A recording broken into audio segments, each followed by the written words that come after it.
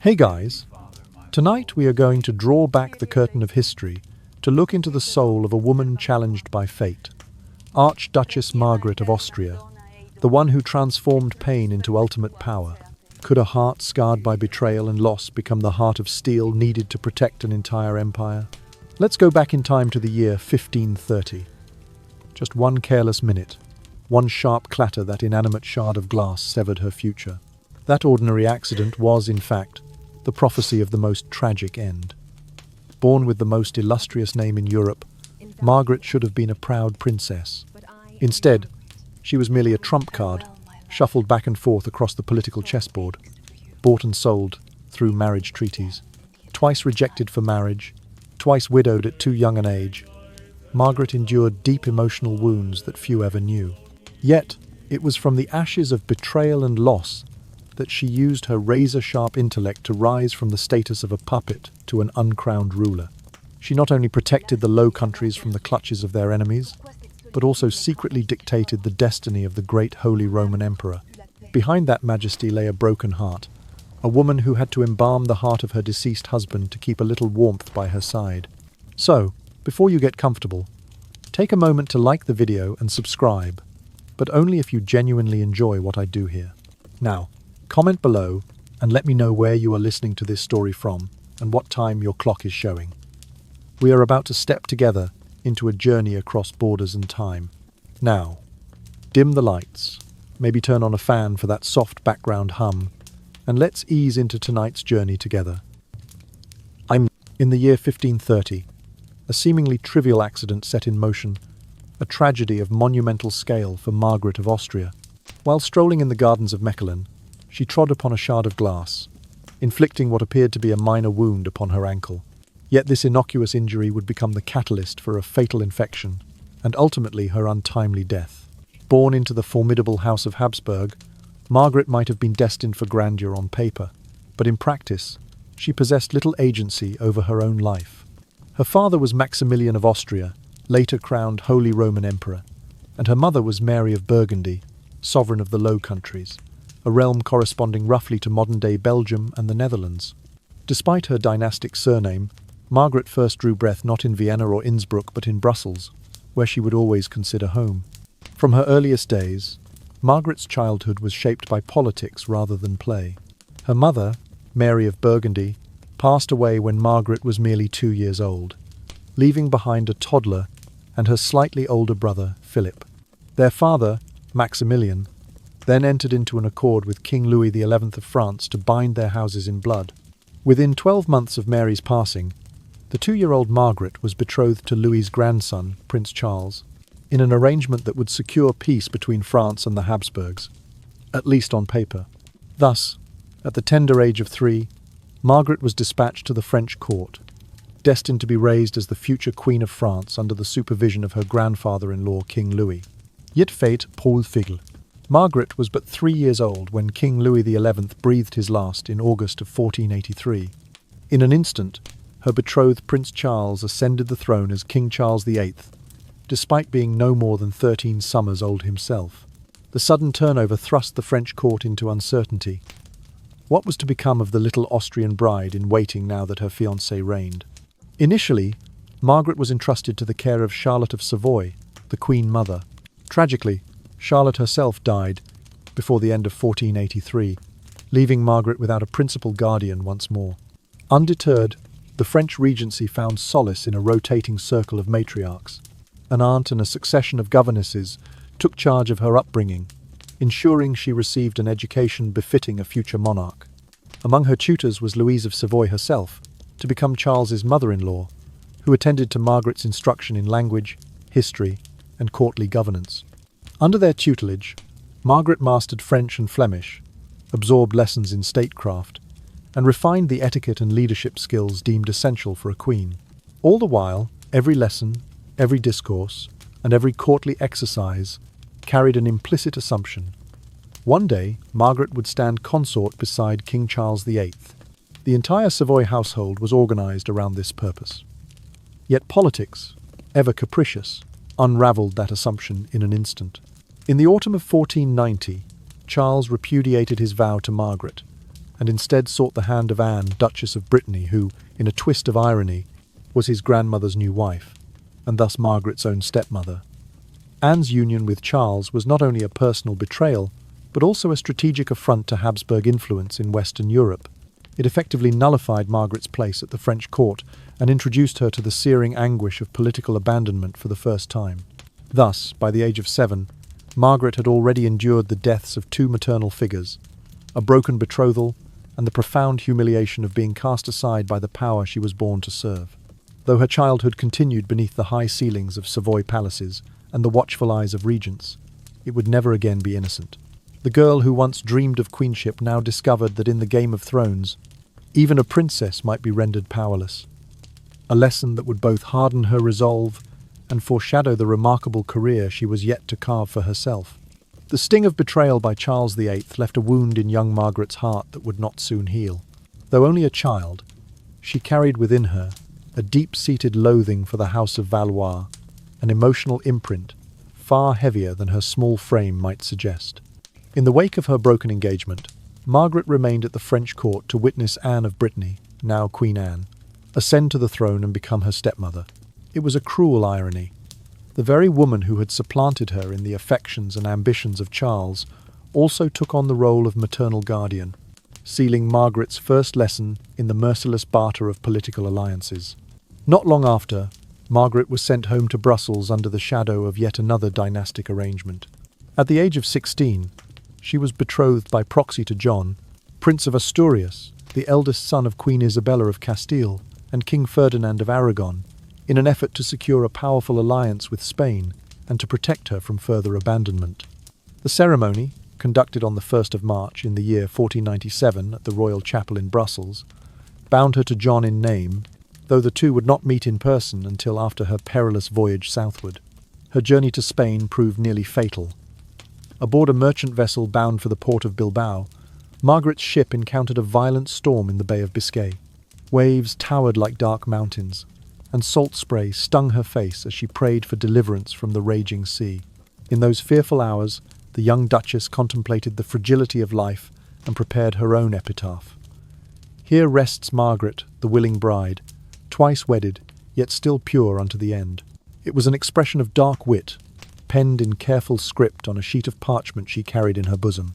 By some mercy of heaven, the storm abated, and the ship limped into the harbour of Santander. From there, Margaret travelled by carriage through the green hills of Cantabria until she reached the Alhambra in Granada, the glittering court of her intended husband. On the 3rd day of April, in the year 1497, the formal marriage took place within the gilded hall of the Alhambra Palace.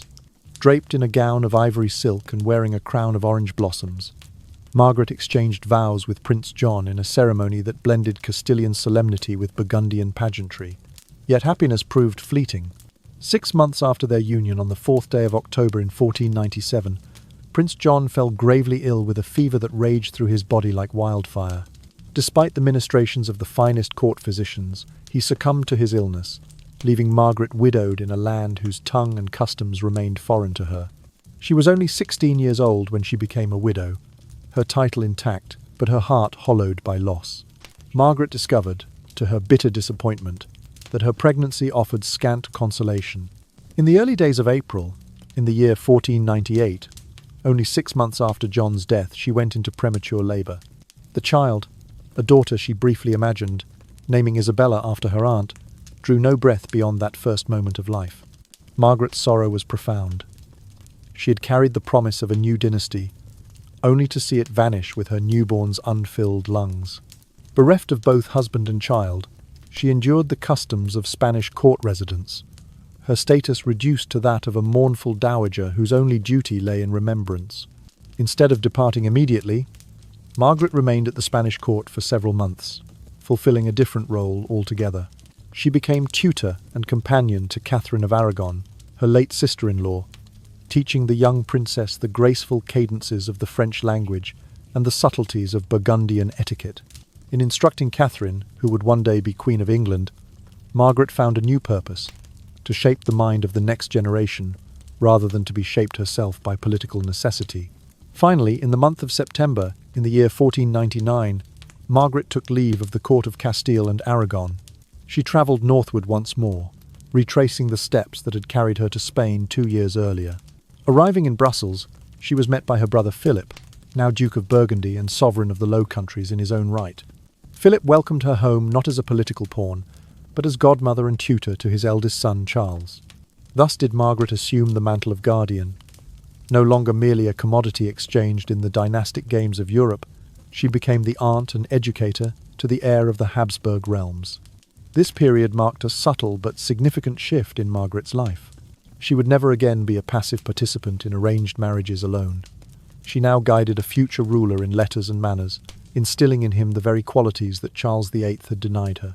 As godmother and governess, Margaret discovered an unexpected avenue to exercise her intellect and compassion, laying the groundwork for the formidable regent she would one day become. In the quiet corridors of her family home in Brussels, the Duchess of Burgundy began to understand that true influence might lie not in a crown, but in the quiet shaping of a mind destined to rule vast empires. In the year 1501, Margaret found herself poised at another turning point. At the age of 21, she was offered in marriage for the third time this time to Philibert II, Duke of Savoy. Unlike her previous unions, this arrangement seemed balanced from the outset. Philibert, also 21 years old, was twice widowed, and seeking stability as much as companionship. Margaret, having endured betrayal and bereavement, yearned for a partnership of equals rather than a pawn's role in political manoeuvring. Their wedding took place by proxy in Brussels, allowing Margaret to retain her dignity and guard against the abrupt repudiation she had suffered in France. In the spring of 1501, she pledged her life to Philibert even before setting foot on Savoyard soil. Philibert's duchy, nestled between the mountains and the plains of northern Italy, was troubled by internal strife.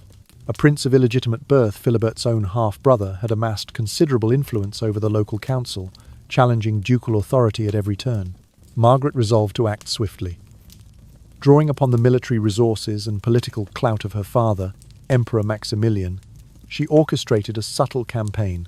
Imperial troops, under the guise of protecting trade routes, were dispatched to strategic towns under rebel sympathies, while Habsburg envoys negotiated with dissatisfied nobles.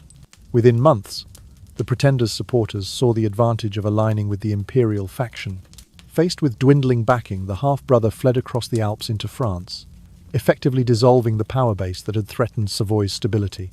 With dissent quelled, Margaret retired to the ducal court at Chambéry beside her husband. Together, they embarked on an ambitious program of governance.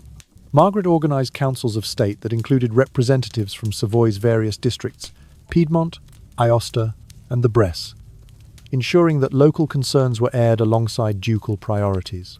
Philibert, relieved by his wife's competence, entrusted her with supervising the duchy's finances. Margaret introduced bookkeeping reforms, centralizing revenue collection, and investing surpluses in infrastructure, such as repaired bridges and improved mountain passes. These projects bolstered trade between Italy and France, enriching the duchy's coffers and reinforcing the couple's popularity among their subjects. Their marriage was not merely political, it blossomed into genuine affection.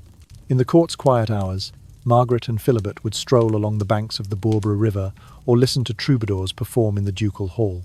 The people came to see in their rulers a union of love and duty, a stark contrast to the cold alliances Margaret had known as a child.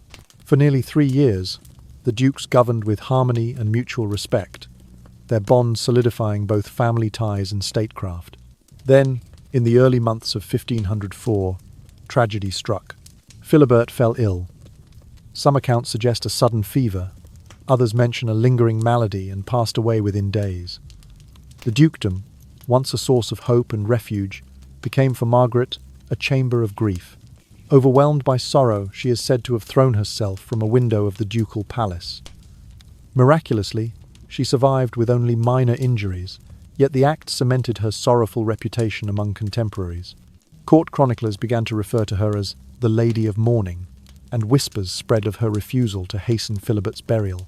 In a gesture that startled even her own council, Margaret insisted on preserving a part of Philibert for herself. She commissioned skilled embalmers to extract and preserve his heart, sealing it within a small silver reliquary she wore at her waist. This macabre token symbolized both devotion and defiance, devotion to the memory of her husband, and defiance of courtly expectations that she should move on, remarry, or return home to the Low Countries. Instead, she remained in Savoy, overseeing his funeral rites and ensuring that his tomb was enshrined within the ducal church at Brou. Over the next 2 years, through 1506, Margaret devoted herself to completing the monastery of Our Lady of Brou, a project begun at Philibert's behest.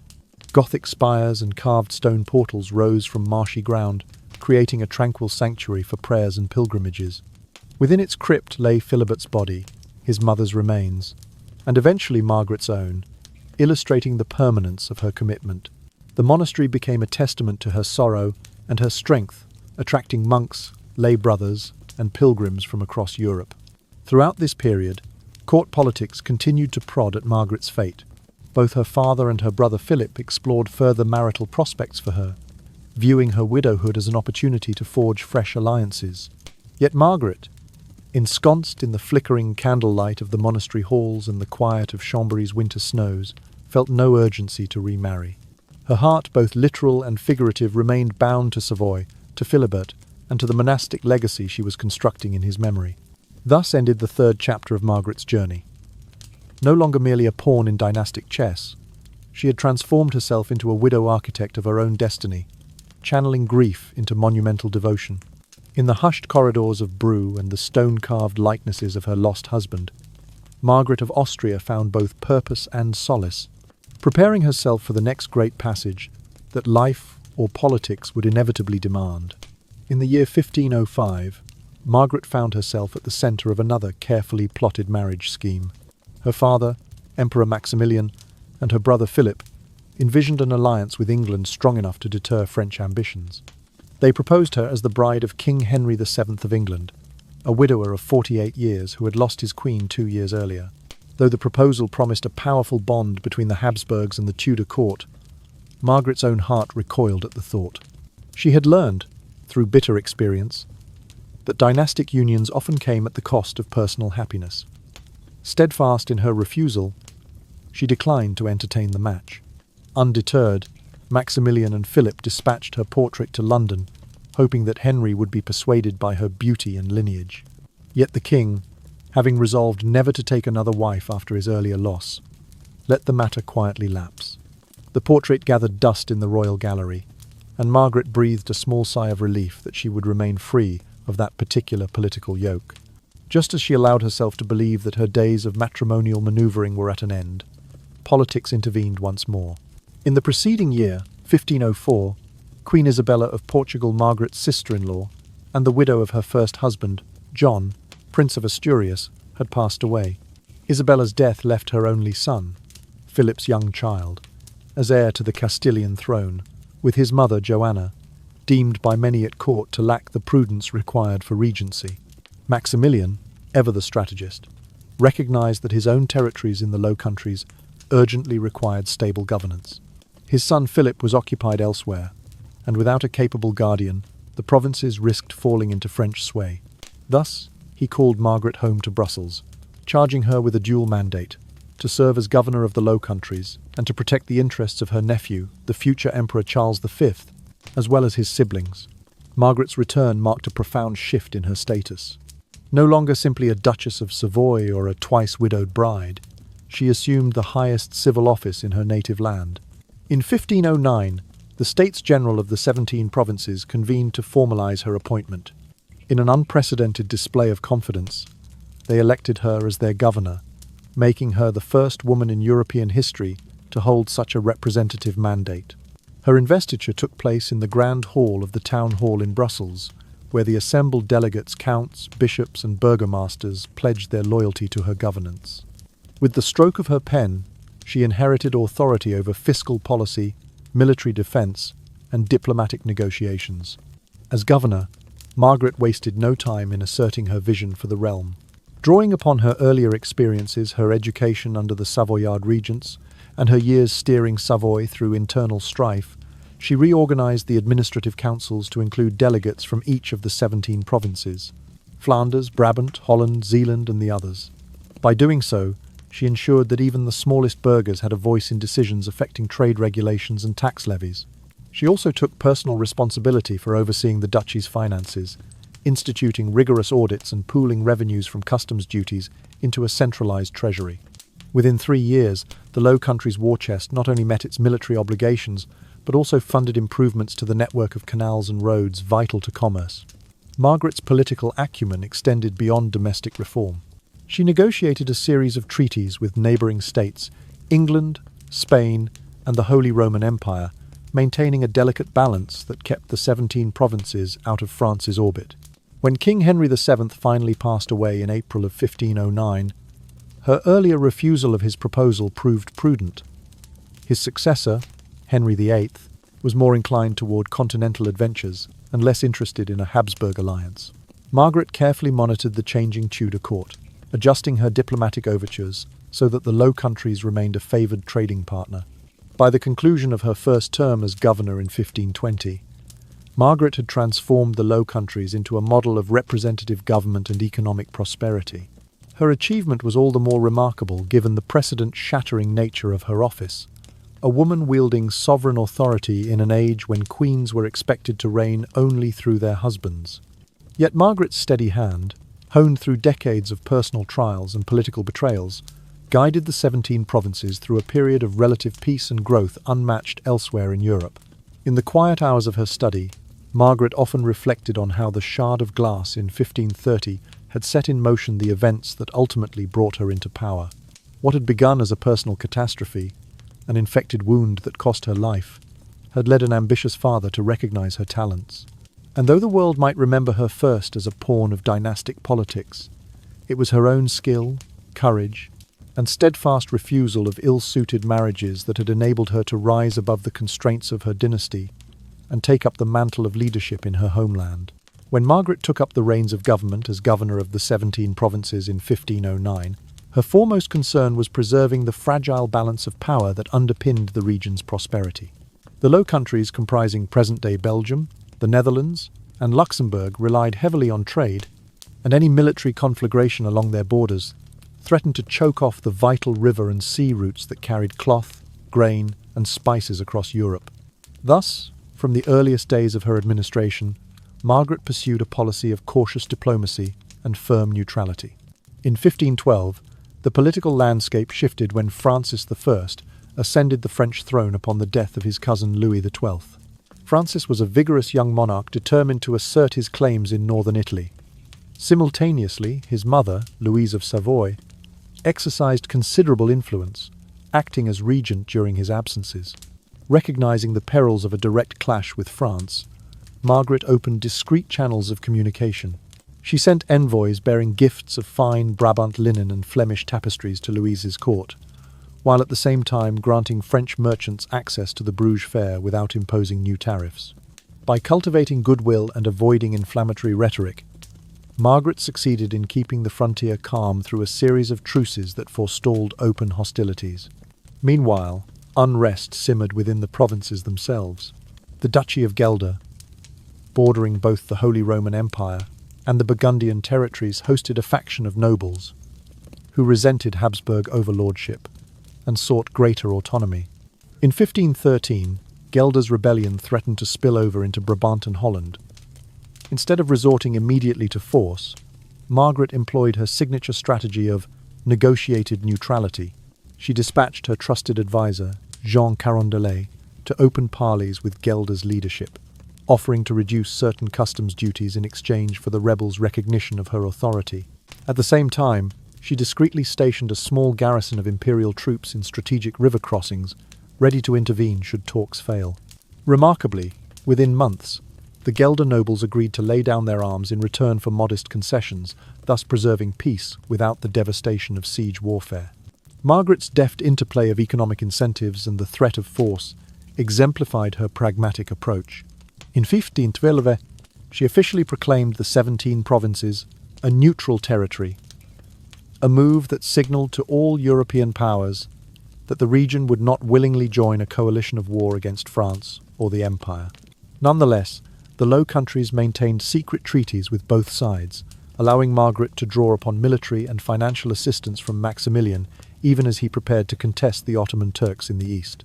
These arrangements, kept largely out of the public eye, ensured that the provinces could defend their borders should the need arise, while still enjoying the commercial benefits of peace. When Maximilian passed away on the 9th of January 1519, the question of his successor loomed large. His death triggered the election of a new Holy Roman Emperor, and Margaret played a pivotal role on behalf of her grandson, Charles of Ghent.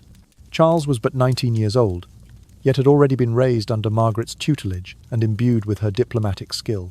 Margaret marshalled the loyalties of the princely electors, dispatching letters of recommendation and promising Habsburg patronage. At the same time, she discreetly authorized a fund of gold florins to be distributed among key electors, sweetening their support for Charles's candidacy. Through her efforts, equal parts persuasion and the judicious use of financial incentives, Charles secured the imperial crown on the 12th of October 1519. It was in recognition of this achievement that Charles V, barely a year into his reign, elevated Margaret to an even higher station. In the year 1520, he named her his Viceroy Governor-General of the 17 provinces for life, a distinction granted to no other member of the dynasty, male or female. This lifetime appointment endowed Margaret with the full powers of sovereignty in the provinces, answerable only to her grandson. Though she was by now over 40, she embraced the role with characteristic serenity and resolve. Over the next decade, Margaret continued to steer the Low Countries with her hallmark combination of restraint and vigour.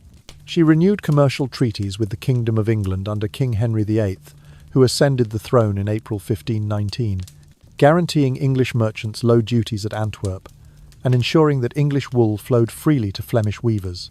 She also managed relations with the papacy and the Kingdom of Spain, carefully calibrating her support for Charles's campaigns against Protestant princes in Germany while maintaining open channels to Rome.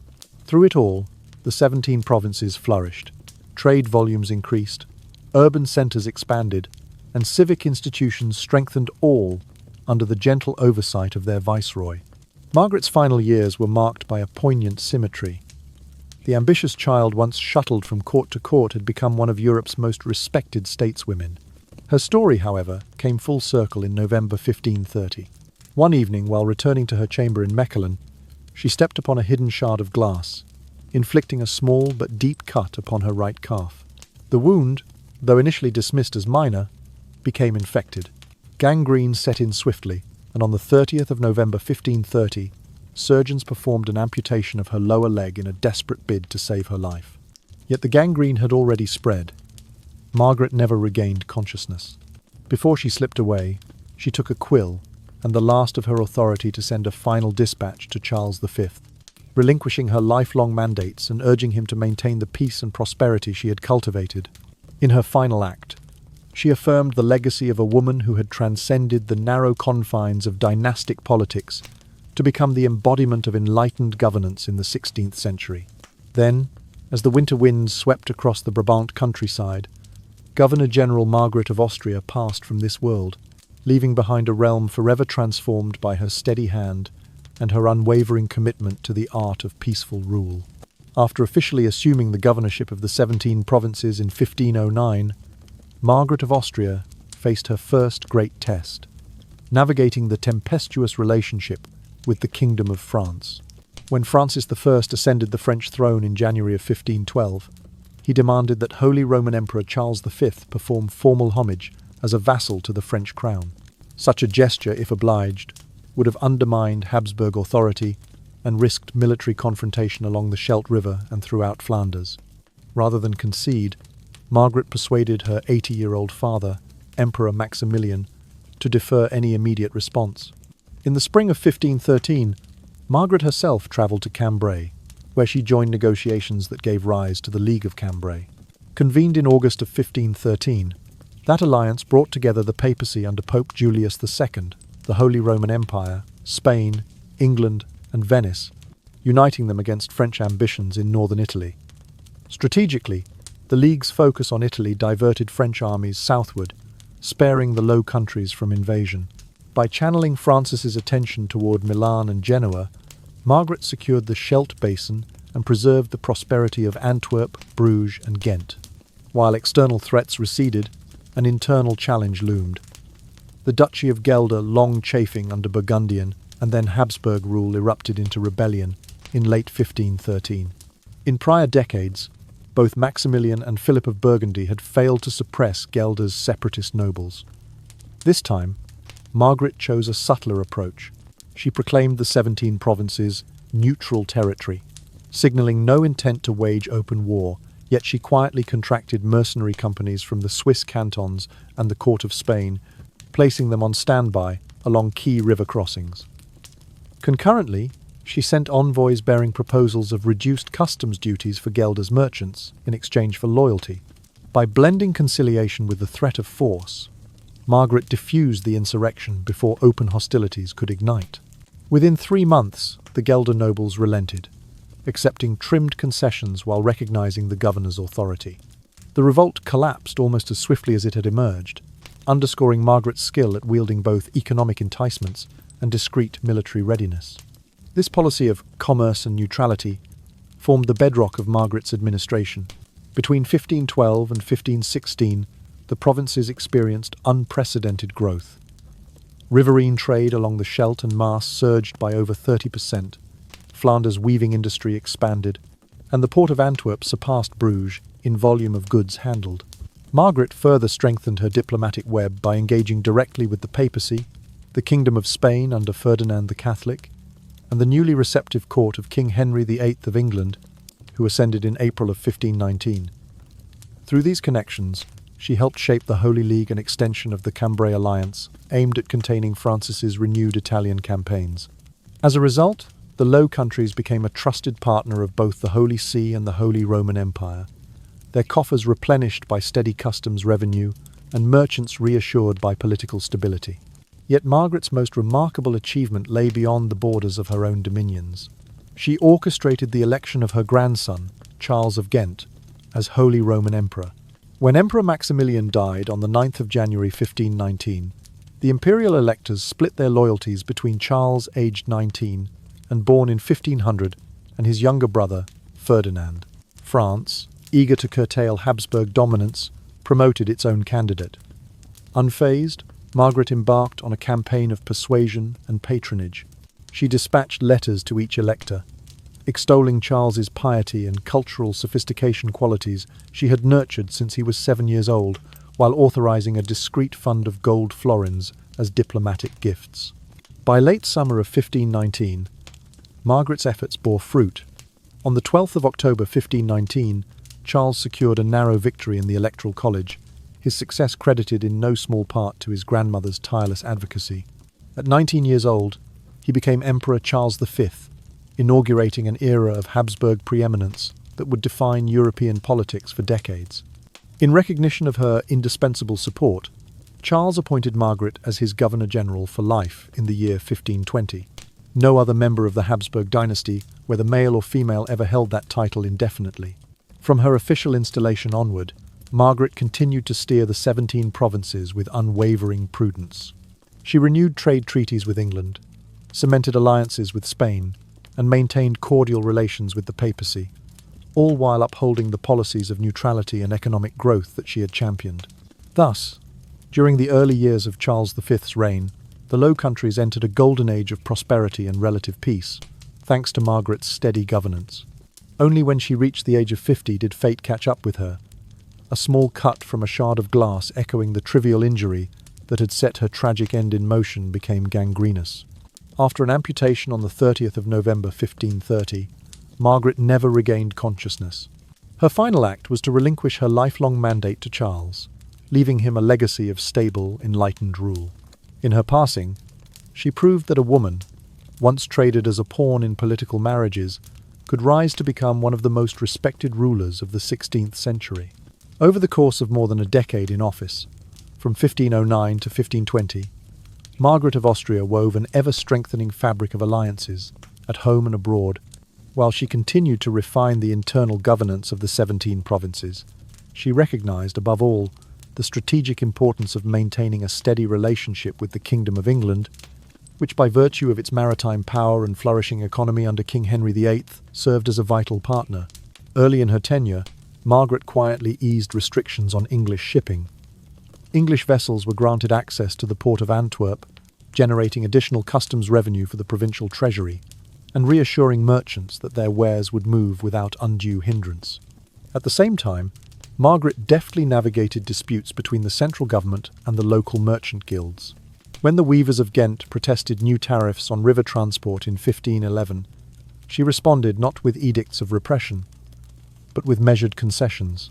She reduced the tolls on barges carrying wool from England to Flanders, while instituting a modest levy on foreign merchants to balance the books. These adjustments smoothed frictions in the urban centres of Bruges, Ghent and Delft, demonstrating Margaret's willingness to listen and adapt, a hallmark of her administration. Beyond the Low Countries' waterways and markets, Margaret played a crucial role on the broader European stage as an intermediary between her grandson, Emperor Charles V, and Pope Clement VII. In the years before the Protestant Reformation ignited open religious conflict, tensions simmered among Catholic rulers over doctrinal enforcement and political control of the Papal States. Margaret worked tirelessly to ensure that the Low Countries remained insulated from these early rumblings of religious war. In 1514, she dispatched envoys bearing financial subsidies to Rome, bolstering the Pope's ability to preserve papal territories while securing assurances that no edicts would threaten the ecclesiastical liberties of her subjects. Thus, she maintained a careful neutrality, supporting the broader Catholic alliance when necessary, yet protecting her provinces from the immediate fallout of mounting doctrinal disputes. During this same period, Margaret maintained a close personal and political rapport with Louise of Savoy, mother to King Francis I of France, and once Margaret's schoolmate at the French court. Their friendship, born in childhood halls of the Savoyard Regency, proved invaluable whenever the two great powers of France and the Habsburg Empire found themselves at odds. When French ambitions in northern Italy flared in 1515, Margaret journeyed to Ile-de-France to confer directly with Louise. There, the two women agreed to postpone any military action against Flanders in exchange for trading guarantees that favoured both realms. As a result, despite her official stance of neutrality, the 17 provinces continued to reap the benefits of agricultural exports, principally grain and cheese, and the renowned Flemish textile industry, which thrived without the spectre of invasion at its borders. Margaret's personal diplomacy thus elevated her reputation. She was no mere regent but a peacemaker trusted by rulers on both sides of Europe's Great Divide. At home, Margaret set about comprehensive administrative reforms that modernized provincial governance. She consolidated the various customs and tax offices into a unified treasury bureau, standardizing procedures and stamping out opportunities for corruption. Clear statutes delineated local jurisdictions. Each province's magistrates received printed proclamations outlining their rights and responsibilities, while the central government issued periodic gazettes, some of Europe's earliest printed newspapers, to keep citizens informed of new laws and royal decrees. The result was a streamlined civil service. Annual audits showed a marked decline in embezzlement, and the Treasury's coffers swelled as revenue collection increased by nearly 20% between 1510 and 1516. Margaret also allocated funds to critical infrastructure projects. She sponsored the deepening of the Antwerp harbour, enabling larger merchant ships to dock, and financed the construction of quays and warehouses that transformed the city into the continent's preeminent entrepot. She oversaw the repair and expansion of roads linking Brussels, Leuven, and Mechelen, and commissioned the dredging of canals that connected inland towns to major waterways. These improvements accelerated the movement of goods, bolstered regional trade, and laid the groundwork for the Low Countries' emergence as the commercial hub between Europe and the Mediterranean. Margaret's achievements inspired admiration far beyond her dominions. She became a symbol of Renaissance leadership, not only a ruler, but a patron of the arts and letters. In her Brussels office, artists such as Bernard van Orly and Jacob Cornelis van Oossanen found encouragement to produce altarpieces and court portraits. Poets and humanists, among them Erasmus of Rotterdam, were invited to present their writings in her salon. She subsidized printing presses that turned out both devotional texts and classical works in Latin, Dutch, and French, fostering an intellectual flowering that would later be known as the Golden Age of the Low Countries. Under her aegis, merchants and artisans received grants to perfect weaving, engraving, and metalwork, reinforcing the region's cultural as well as economic vitality. Thus, by the eve of 1520, Margaret of Austria had transformed the 17 provinces into a stable, prosperous polity renowned for its commerce, relative peace, and cultural achievements. Through a blend of sagacious diplomacy, pragmatic reform, and enlightened patronage, she had demonstrated that even in an era dominated by male monarchs, a woman could exercise power with grace and efficacy, her legacy echoing in the bustle of Antwerp's quays and the printed pages of a burgeoning Dutch literature. In the dawning years of the decade 1520, Margaret of Austria entered a phase of her life, often described as the ripeness of her power. Already in her late 40s, she had proved herself indispensable to her grandson, Emperor Charles V, who in January of 1520 had confirmed her in office as Governor-General of the 17 provinces, with no fixed term, making her the first and only Habsburg woman to hold such an unfettered mandate. Yet even as she settled into this unparalleled position, fate offered her no respite. The year 1526 brought the dramatic conclusion of the Italian wars at Pavia, where King Francis I of France suffered a crushing defeat at the hands of Charles's forces. In February of 1526, Francis was captured and compelled to sign the Treaty of Madrid, renouncing his claims in northern Italy and ceding Burgundy to the emperor. Though the treaty temporarily subdued open hostilities, it sparked a surge of diplomatic tension. French loyalists bristled at the terms, and Charles's triumph loomed as a threat to the balance of power. Recognizing the danger of renewed war along the Low Countries' northern frontier, Margaret pressed both courts toward conciliation. She proposed the immediate return of French hostages held in the Netherlands, offering in exchange guarantees that no Habsburg troops would advance into Champagne or Picardy. Simultaneously, she issued protective edicts, ensuring that Dutch merchants, travellers and scholars moving between Paris and Antwerp would pass without harassment. Through these gestures, Margaret averted the brink of conflict and preserved the fragile peace her provinces depended upon. At home, Margaret faced another kind of upheaval, the stirrings of the Protestant Reformation. Beginning in 1521, the doctrines of Martin Luther spread northward from Saxony into the German principalities and Swiss cantons, challenging the very foundations of Catholic authority. As flames of religious dissent flickered across Europe, Margaret remained determined to shield her territories from sectarian strife. In 1527, she issued an edict forbidding the public practice and organization of any new faith, stipulating that all itinerant preachers must obtain special permission to preach, and that their sermons be carefully monitored. Though some contemporaries decried her measures as harsh, Margaret argued that the Low Countries, with their dense urban centres and interconnected trade routes, could not risk the violent outbreaks that had engulfed parts of Germany. Her crackdown on unauthorised meetings and tight surveillance of clergy prevented the formation of armed Protestant militias, ensuring that the 17 provinces escaped the widespread upheavals that plagued Central Europe. In the summer of 1529, a further crisis emerged when King Henry VIII of England sought to obtain an annulment of his marriage to Catherine of Aragon, a matter that pitted him, as head of the English Church, against Pope Clement VII. As a trusted friend to both Charles V, who was, through Catherine, Henry's nephew, and to the Tudor court, Margaret was invited to Brussels to broker a settlement. Though her interventions could not ultimately resolve the theological impasse Henry would break with Rome the following year, they did succeed in cooling tempers. She arranged for English delegates to hold preliminary conversations with papal legates within her palatial chambers, and she ensured safe passage and hospitality for both sides' envoys. Her efforts provided a valuable pause in the acrimony, preventing open hostilities that might have spilled into the Low Countries' main ports and markets. Thanks to her mediation, the provinces continued to enjoy stable trade relations with both England and the Papal States. Even as Margaret managed these diplomatic tightropes, she remained committed to improving life in the cities under her care. In Antwerp, the heartbeat of the region's commerce, she launched an ambitious urban planning initiative in 1522. She secured funding to deepen the Scheldt estuary, allowing ocean-going vessels to reach the quays at low tide. At the same time, she financed a network of underground granaries, large vaulted cellars carved beneath the town hall, and adjacent warehouses designed to store surplus grain for times of famine. Recognizing the risks posed by fire and plague, Margaret also established a volunteer fire brigade, equipped with leather hoses and water pumps, and appointed a medical commission to oversee public health measures, including quarantine stations along major trade routes. In 1524, she authorized the founding of the St. Elizabeth Hospital, staffed by lay brothers and sisters, to treat the indigent sick and offer compassionate care to prisoners in the adjacent detention wards. These projects earned her the affectionate title Mother of the Nation among Antwerp's citizens.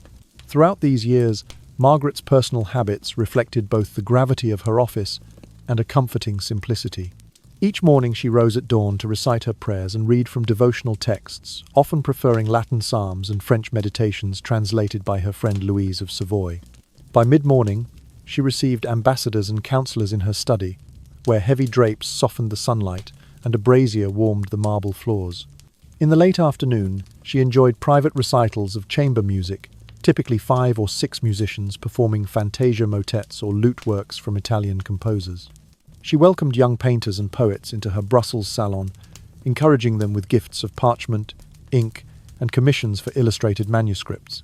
She remained fluent in 3 tongues, French, Dutch, and Latin, often shifting from one language to another when drafting correspondence, emblematic of her reputation as the intellectual exemplar of Renaissance womanhood.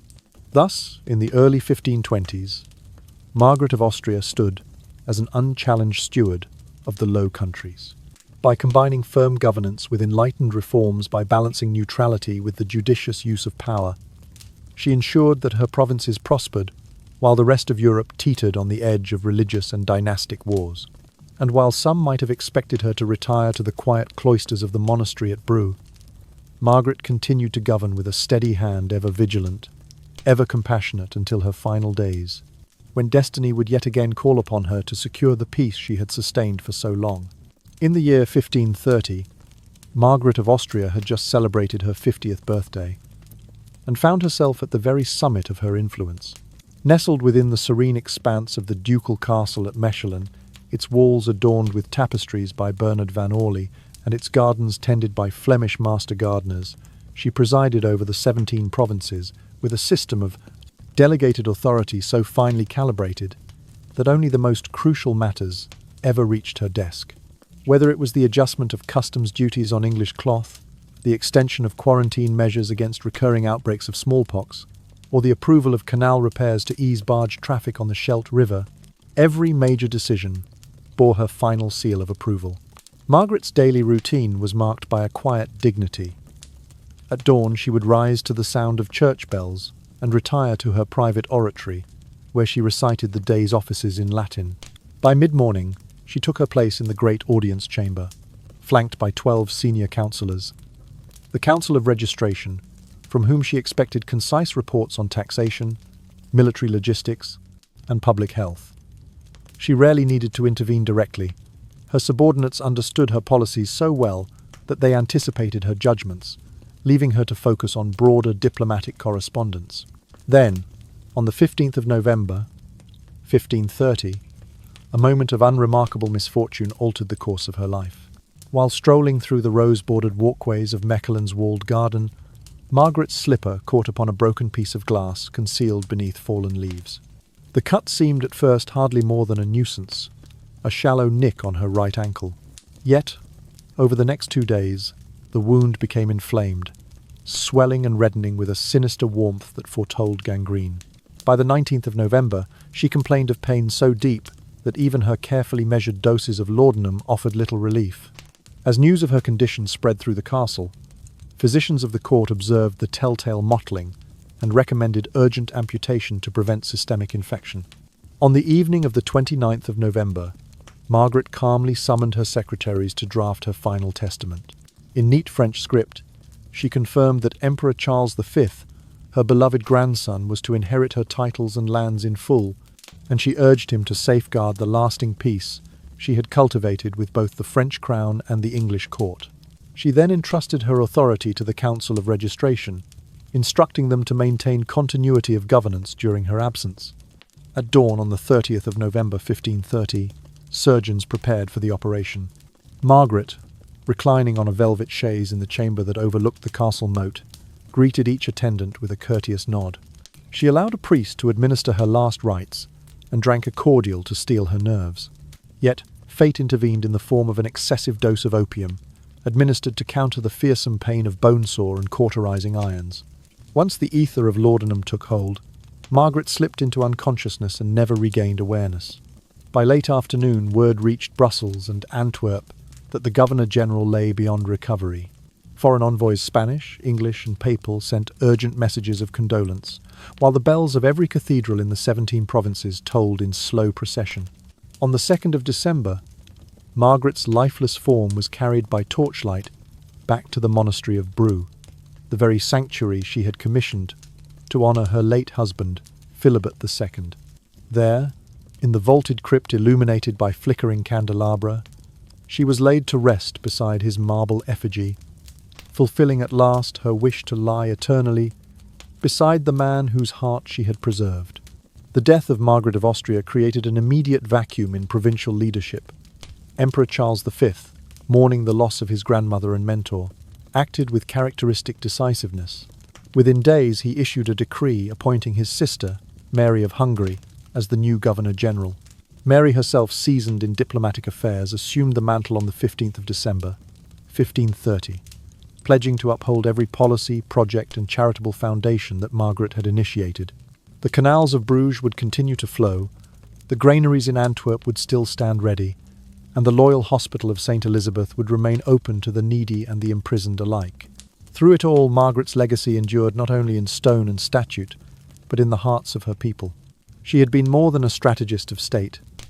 She had been a mother to her provinces, a patron to artists, and a guardian of the weak.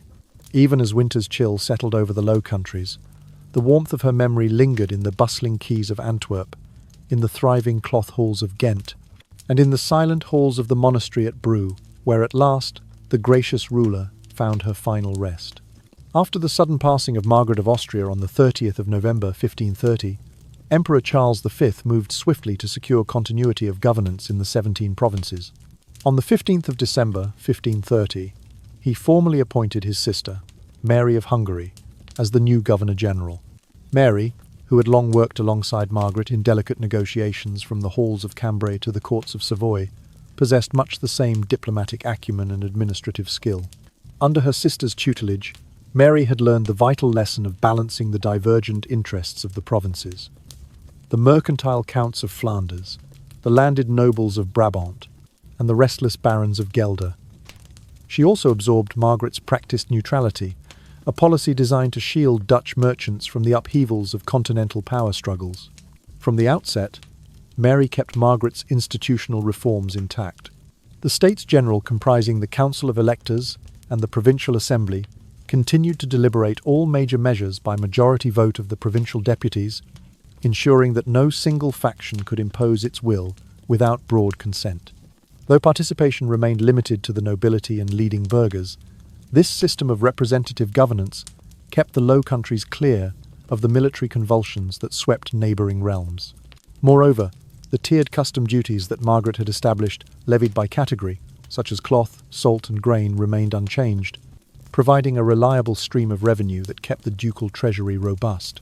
Mary also carried forward the transformational infrastructure projects that Margaret had launched. In 1531, work resumed on the expansion of the port of Antwerp. Dockyards were extended by nearly 150 metres, allowing larger ocean-going vessels to moor at high tide. Simultaneously, the dike along the Scheldt River was reinforced with a new stone embankment, completed in the summer of 1532, to protect the low-lying polderlands from seasonal flooding. By the autumn of 1533, crews had excavated the canal linking Brussels to the Rupel River, thereby creating a more direct waterway that bypassed several treacherous shoals. These combined efforts produced a dramatic increase in waterborne commerce. Between 1531 and 1535, the volume of goods passing through Antwerp doubled compared to levels recorded prior to 1510. English cloth, Spanish wine, and Italian olive oil all found their way into the bustling warehouses of the city, cementing the Low Countries' reputation as the warehouse of Europe. On the international stage, the Habsburg monopoly over Atlantic and Indian Ocean trade strengthened under Mary's stewardship. Working in close coordination with Emperor Charles V, she oversaw the negotiation of maritime treaties with Portugal and England in 1532 and 1534, respectively. These accords apportioned trading privileges in newly discovered territories and delineated safe conduct routes for convoys laden with spice, sugar, and precious metals. Crucially, the treaties stipulated that neither Portugal nor England would sanction privateers to prey upon ships of the 17 provinces, sparing the Flemish coast from the devastating naval skirmishes that marked the Italian wars between France and the Holy Roman Empire. Thus, Flanders' shoreline remained free of cannon fire, and its ports continued to hum with commercial activity even as Spanish and French galleys clashed in the Mediterranean. Mary's completion of her sister's vision did more than expand canals and quays. It pressed into practice Margaret's political legacy throughout the 16th century. Historians would later describe Margaret not merely as a governor in her father's stead, but as the true architect of a mercantile republic. The customs framework she designed, the treasury administration she overhauled, and the decentralized bureaucracy she founded endured long after her death. In the century that followed, the 17 provinces would be celebrated for the harmony of their civic institutions and the vibrancy of their trading networks, connecting Europe to Asia and the New World. Under Mary of Hungary, that inheritance flourished. She preserved the neutrality and representative structures her sister had instituted, maintained the tiered custom rates, and brought Margaret's infrastructure projects to full fruition.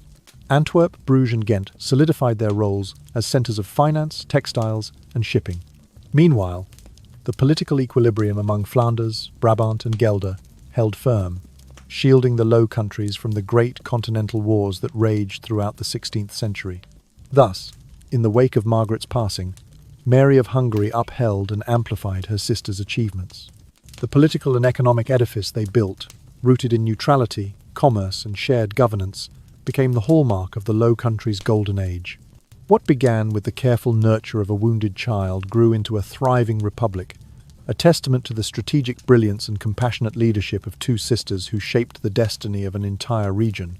In the realm of culture and society, Margaret of Austria's legacy shines most brightly through her steadfast patronage of the Renaissance arts. From her first days as regent, she earmarked portions of the ducal treasury for the printing of Latin Dutch texts, recognizing that access to scripture and classical learning in both languages would empower clergy, scholars, and nobles alike. She subsidized the publication of bilingual Bibles, Latin on one page, Dutch on the facing leaf, so that parish priests and lay readers could consult the sacred text without impediment. These editions, printed in Antwerp beginning in 1522, quickly became prized volumes in ecclesiastical libraries across the 17 provinces. Margaret's court at Mechelen likewise became a magnet for the finest painters of her age. She extended lavish commissions to artists such as Bernard van Orly and Jan Gossart, inviting them to portray the Habsburg family in all its grandeur. Van Orly's workshop produced altarpieces that blended Italianate perspective with Netherlandish detail, while Gossart's portrait panels introduced the softer light and classical motifs of the Italian High Renaissance to Northern Europe. Together, their works coalesced into what later historians would call the Flemish school, a distinctive style celebrated for its realism, vibrant colour, and humanist spirit. Beyond visual arts, Margaret invested heavily in monastic and ecclesiastical architecture. She funded the completion of the monastery of Our Lady of Brou, not only as a mausoleum for her beloved husband Philibert, but also as a centre of learning. The monastery's library, founded in 1515, grew to house nearly 3,000 manuscripts, ranging from illuminated psalters to commentaries on the Church Fathers. Scholars came from across the Low Countries to study Greek and Latin texts, fostering a revival of classical scholarship that echoed the intellectual currents of Italy. Margaret's concern for education extended to the young women of the aristocracy. In 1520, she established the Schola Mechelensis, the first school in the region dedicated to the instruction of noble girls. Here, students aged 12 to 17 received lessons in rhetoric, history, and household management subjects previously reserved for men. Latin grammar was taught alongside Dutch poetry, and instructors included former servants of her own household who had been trained in Paris and Bruges. Each year, on the anniversary of her mother's birth, Mary of Burgundy, born in 1441, Margaret awarded scholarships to 10 promising pupils from less affluent noble families, covering tuition and the cost of books. This annual ceremony not only commemorated her lineage, but also underscored her commitment to nurturing female intellect and leadership. Margaret's social vision extended to public health as well. In 1524, She personally supervised the founding of the St. Jacob Hospital in Brussels, a hospice for the indigent and for pilgrims bound for Santiago de Compostela. The hospital was equipped with an isolation ward for epidemic control, a dispensary for basic surgical care, and long-term quarters for chronically ill patients. Staffed by a mixed community of lay brothers and sisters, St. Jacob introduced systematic record-keeping of admissions and treatments, setting an early model for public health administration. Within 5 years, similar institutions sprang up in Antwerp and Leuven, inspired by the standards Margaret had set. Her reforms in education and health were complemented by a bold stance on intellectual freedom. Though censorship was still the norm in many courts, Margaret's administration in Brussels adopted a policy against unjust silencing of printed works. Printers and authors operating under her protection could produce secular and religious texts without fearing arbitrary bans, provided their content did not overtly challenge the Holy See. This latitude encouraged the proliferation of pamphlets, chronicles, and humanist treatises, fueling a robust marketplace of ideas. By the end of her life, Margaret had laid the foundations for a cultural and social renaissance in the Low Countries. The network of bilingual schools, monastic libraries, hospitals, and printing presses she established created a resilient infrastructure that would endure through the turbulent decades of the Reformation and beyond. In the later 16th century, the Netherlands emerged as a cradle of musicians, poets, and master artisans, whose work, whether in choral motets, satirical verse, or intricate metalwork, bore the unmistakable imprint of Margaret's vision. The Baroque Flemish realism that flourished in painting, with its meticulous attention to texture and light, traced its lineage directly to the artists Margaret had patronized. Thus, across the intertwined realms of art, education, and public welfare, Margaret of Austria transformed the 17 provinces into a vibrant crucible of Renaissance culture.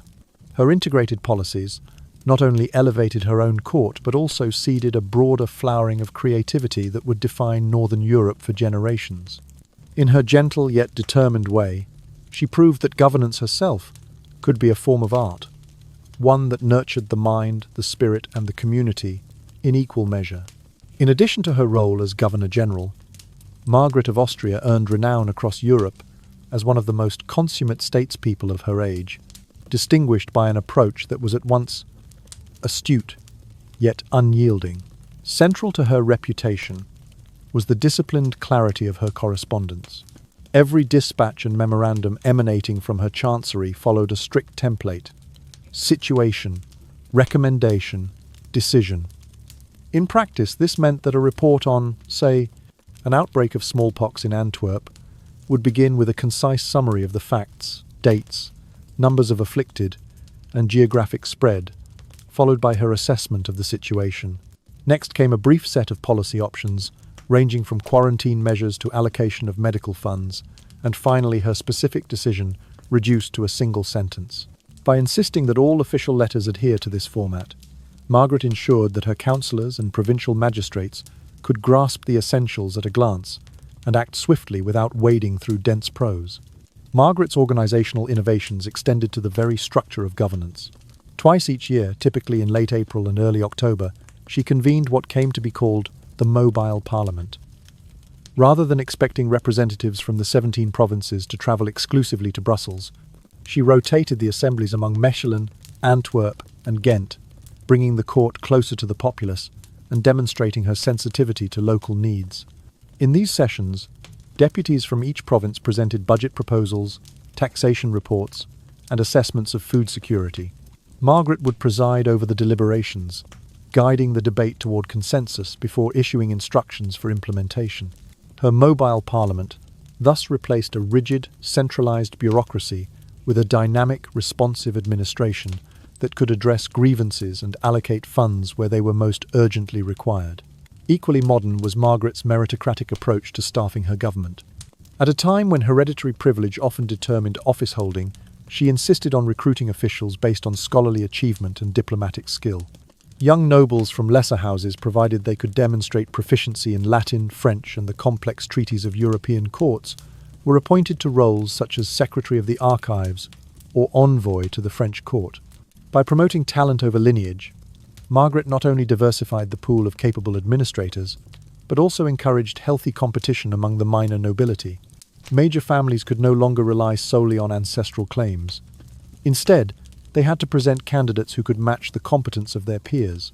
This shift gradually eroded the monopolies of entrenched aristocratic factions and fostered a more professional civil service.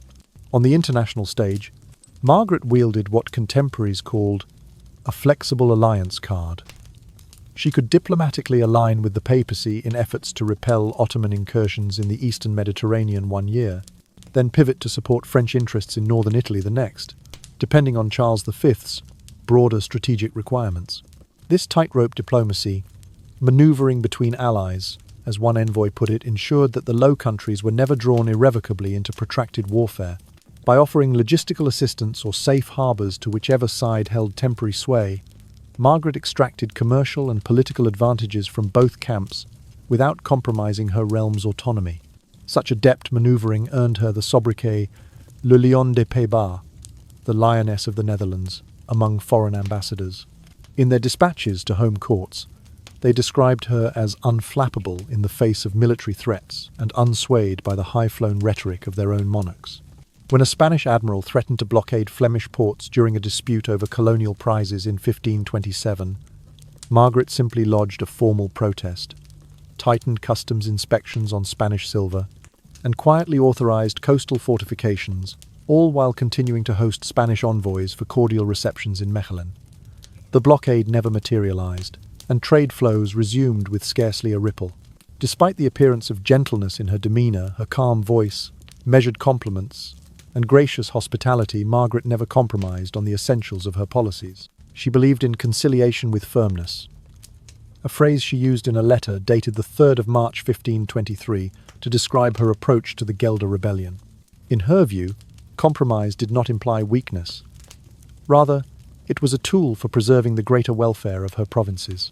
Even in matters of personal affront such as insults from a French court official, she would note the offence briefly in her memoirs but take no public action beyond a succinct diplomatic rebuke. By the time of her passing, Margaret's name was synonymous with judicious governance and unwavering resolve. Her correspondence manuals were adopted sometimes with minimal alterations by other European courts, while subsequent generations of Habsburg administrators drew upon her precedents for balanced treaties and responsive administrations. Through her blend of procedural rigor, institutional innovation, meritocratic appointments, and deft diplomacy, she redefined what it meant to wield power as a woman in the 16th century. And although she managed her duties with the quiet composure of a seasoned ruler, there was no mistaking the steel beneath her gentle exterior, a steel that earned her the enduring respect of kings, popes, and the very people whose lives she shaped. In her stewardship of the 17 provinces, Margaret of Austria never lost sight of her family duties. From the moment she first assumed authority in 1509 until his death in the year 1529, she kept constant correspondence with her elder brother, Philip the Handsome. Their letters, exchanged every month, reflected mutual counsel on dynastic affairs and the governance of the Low Countries. Upon Philip's untimely death on the 25th of September 1529, Charles of Ghent, her dear nephew, became both Emperor Charles V and the new head of the Burgundian heritage. Recognizing his youth and the immense responsibilities he now bore, Margaret devoted each January to private tutorials with him. In the Grand Library of Mechelen, she sat opposite the 19-year-old emperor, guiding him through Niccolò Machiavelli's political treatises, the humanist essays of Desiderius Erasmus, and selections from the ancient Roman leges, or legal codes.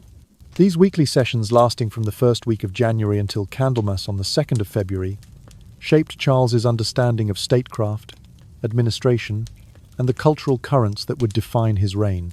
Margaret's devotion to dynastic stability extended to the military realm. In the winter of 1509, she instituted the Royal Military Academy at Mechelen, a training school designed to produce well-rounded officers for the Habsburg armies. Between the years 1509 and 1525, the academy graduated over 200 cadets. Each required not only to master the pike and halberd, but also to receive instruction in theology and civic responsibility. Margaret believed that a soldier's faith and rapport with local communities were as vital as battlefield prowess. She invited theologians to lecture on moral conduct in warfare, and coordinated with municipal leaders to facilitate joint drills, fostering a relationship of trust between the soldiery and the citizenry. The Academy's curriculum, renowned for its blend of strategic theory and ethical training, later inspired the founding charters of the Spanish Royal Military Academy at Madrid in 1534 and the Imperial War School at Vienna in 1539. Beyond her public duties, Margaret turned her pen to personal reflection. Sometime in the summer of 1527, she wrote a brief memoir in French, portions of which survive in only 3 handwritten copies, one in Brussels, one in Vienna, and one in the Bodleian Library at Oxford. In her own measured hand, she recounted the scars of her life, the betrayal that cast her out of the French court as a child of 7, the heartbreak of 2 widowed marriages, and the grief of losing the stillborn daughter she carried in 1598. Yet, she wove these tragedies into lessons of inner fortitude, urging that even a fragile rose finds strength in its roots. Though never published in her lifetime, her words circulated among noblewomen and abbesses, offering a rare model of feminine resilience in the early 16th century. Many a lady-in-waiting credited these memoir fragments with inspiring them to pursue positions of responsibility in their own households and dioceses. Perhaps Margaret's most enduring legacy, however, lay in her vision of commercial peace. Long before the Dutch Golden Age, she recognized that robust trade and economic interdependence could serve as more effective instruments of stability than any army. In a memorandum dated the 15th of July 1520, she argued that the exchange of cloth and grain, silver and silk, binds princes in a bond that swords cannot sever.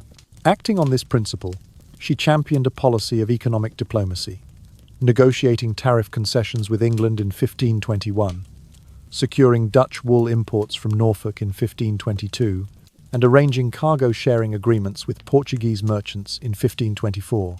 By weaving the 17 provinces into the circuits of Atlantic and Mediterranean trade, she created a network of mutual interests that dissuaded potential aggressors and encouraged peaceful cohabitation.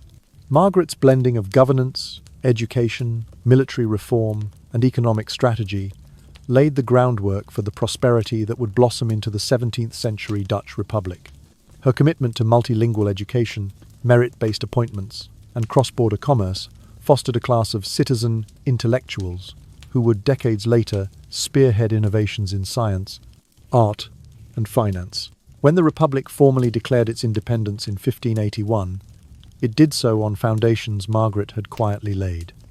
A decentralized administration that valued consensus, an economy anchored in trade unimpeded by warfare, and a cultural ethos that prized learning and negotiation over conquest. In her twilight years, Margaret would never have imagined the full extent of the transformation she initiated. Yet the patterns she set, the careful teaching of emperors, the ethical training of officers, the heartfelt sharing of personal trials, and the relentless pursuit of peace through commerce echoed across generations. It was her conviction that prosperity born of peaceful exchange shall endure where armies falter, and in that belief she engraved her name indelibly upon the annals of European history. Margaret of Austria's journey from a child betrothed without consent to a twice-widowed duchess, and ultimately to the sole Governor-General of the 17 provinces, stands as a testament to one woman's capacity for resilience and leadership in an age dominated by men. Born in 1472 into the Habsburg dynasty, she weathered the storms of dynastic politics for nearly half a century, bearing witness to the shifting tides of European power, the first tremors of the Protestant Reformation, and the dawn of the Renaissance in her native lands. Her legacy endures in the decentralized administrative framework she crafted, which allowed local estates to retain meaningful input while ensuring that essential decisions on taxation, infrastructure, and defense passed through a streamlined central authority. That same framework embodied her principle of measured neutrality, under which trade flourished, and the 17 provinces became indispensable to markets across Europe and beyond. By elevating women's roles, founding the first school in Mechelen for noble girls, and appointing capable female administrators, Margaret laid early groundwork for gender equity in public affairs. Her support for the arts fostered the creation of the Flemish School and financed the bilingual presses that spread humanist thought deep into the Low Countries. In public health, her initiatives such as the St. Jacob Hospital in Brussels and granaries across Flanders introduced models of communal care and epidemic preparedness that would influence medical practice for generations. Through deft diplomacy harnessing the power of commerce as a peacekeeping tool, she navigated rivalries among France, the papacy, England and the Empire, earning the enduring epithet Le Lion de Pays Bas. The original video celebrating Margaret closes with a simple call to action. If you enjoy uncovering history's hidden lessons, please like and subscribe to explore more. That modern appeal encapsulates how contemporary storytelling can transcend mere narration to spark reflection and relevance today. From Margaret of Austria's story, we learn that true power does not spring from title or birthright alone, but from intellect, vision, and steadfast resolve. Whether confronting personal betrayal or political upheaval, she maintained an equanimity that transformed adversity into opportunity. That indomitable spirit remains an immortal message for anyone who aspires to reshape their world.